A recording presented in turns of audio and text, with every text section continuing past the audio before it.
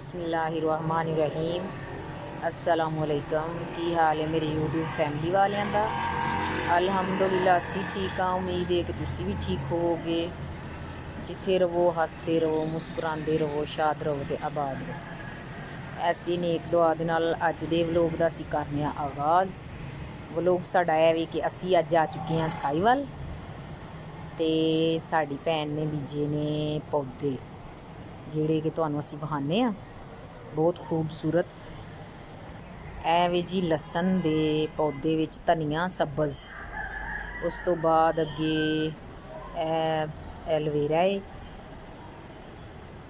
गोभी, फूल गोभी ते मूलियाँ, ये सारा कुछ बीजिया ने मेरी भैन ने। असी साहिवाल आए हाँ तो उन्हें साडी इन्ना कुछ बनाया है मंगवा के गमले।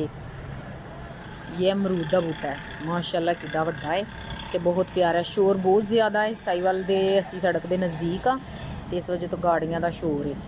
तो वेखो कितना सोहना माशाल्लाह सब्ज़ मिर्च, ये सब कुछ। ये टमाटर के पौधे हैं।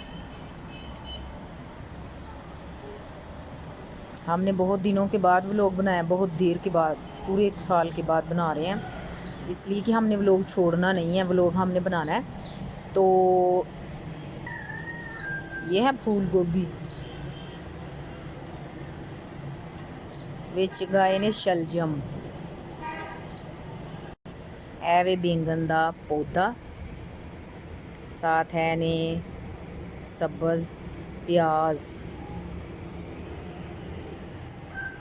बहुत बड़ा इन्होंने अपने छत के उत्ते बनवाया है बगीचा।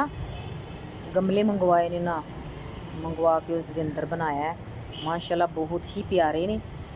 कुछ दिन ही हुए ने इन्होंने गाया तो टुर पे ने पौधे, कोई भी सुक्या नहीं है। उत्तों सर्दी बहुत ज़्यादा हो गई उसकी वजह तो यह टोकरी दे विच उन्होंने बीजिया है माशाल्लाह जी पुदीना। कितना सोहना हरा भरा अपने घर का।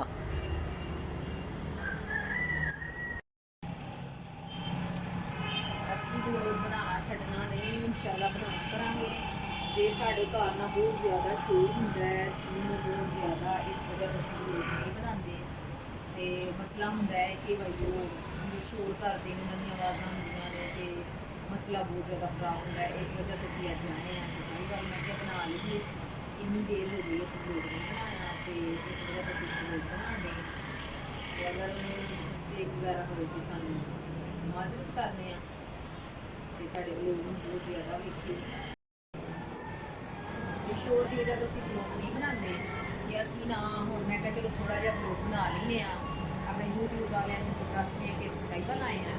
यही सी साडा अज दा व्लॉग। अल्लाह।